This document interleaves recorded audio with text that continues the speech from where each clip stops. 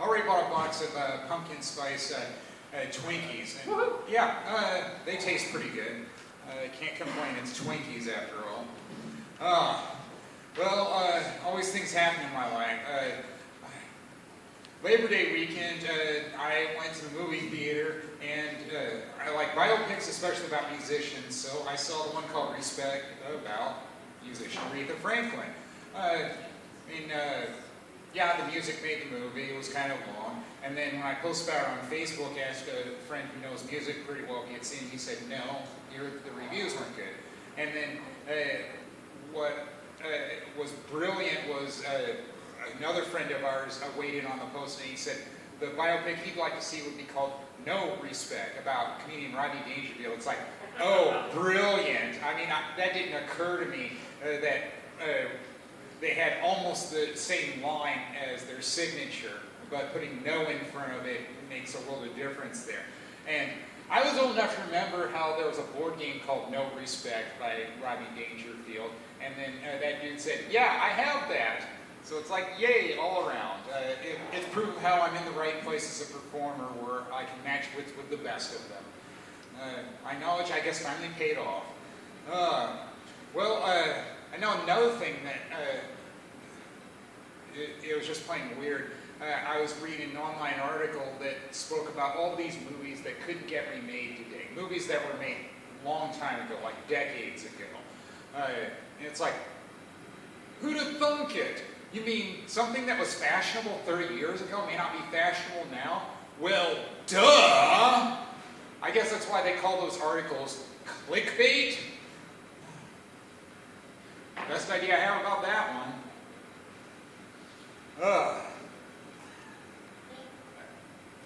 Well, I went to a Saints game this weekend because, well, people know I'm a big baseball fan. And knowing music pretty well, I understand why they choose certain songs at certain times of the game. I mean, those organists are really good at knowing what to pick. During the fireworks show, it was Fan Appreciation Night, and what song do I remember them playing? Celebrity Skin by Hole, Courtney Love's band. Pretty catchy song.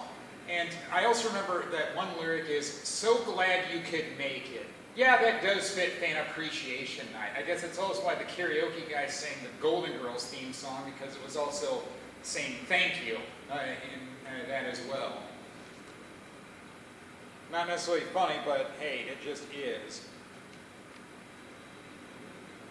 Well, I'm also a big Charlie Brown fan, and that explains why I went to Raising Cane's Chicken this weekend, where I was out doing chores and errand running, and I saw a video board on 35E as I was about to exit Egan with Charlie Brown characters on it. It's like, well, I don't know that chicken place, but I'll go there now. I've collected plenty of things over the years where they use Charlie Brown characters in ads, so it's like, yeah, it's chicken. It's kind of hard to go wrong on chicken, so I'll probably go there again because I like anything Charlie Brown. It goes back to when the barber in my hometown really was called Charlie Brown. He had those books we could read while we were waiting for our hair to be cut. Yeah, I didn't tell people about the name. I figured they'd make fun of the name, but that really was his name. It's tough to have the same name as a famous person, fictional or otherwise. But what are you going to do? You have a name before the comic strip was popular. Well, at work I was reminded how sometimes words can get in the way of work getting done. That's what people call semantics. We're saying the same thing, but we're using different words, and we think we're saying things different when we're not. So I had to email and say, well, I call it overnighting packages by UPS, but they said expedite, and it's like, do you want it overnight? They said, yes, I do, and it's like, good, we got that one out of the way. But I'm sort of reminded of a lot of other times over the years where I would get bogged down in semantics, where we just learn things differently, and some people thought there was only one way to say it because that's the only way they were taught. It's like, no. In fact, I remember arguing with my mom one time about what you call it. I got used to calling what you got in high school with all the pictures in it yearbooks. She kept saying, no, you have to call it annuals. Fuck you. the name changed. We call them yearbooks now. Get with the times.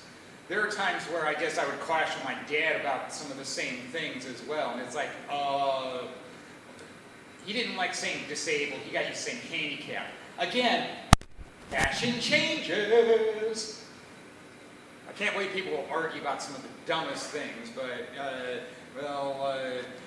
yeah, I've been around a lot of dumb people out there. They care about some of the weirdest things on blind to win arguments. Oh, thanks for the warning. I won't waste my time with those people.